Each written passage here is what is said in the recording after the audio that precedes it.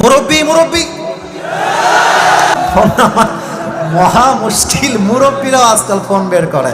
ও মুরব্বীরা তো খুব ফেমাস বাংলাদেশে, তাই না যুবক ভাই? কুমিল্লার ব্র্যান্ড যে বলতে সেও কুমিল্লারই মানুষ।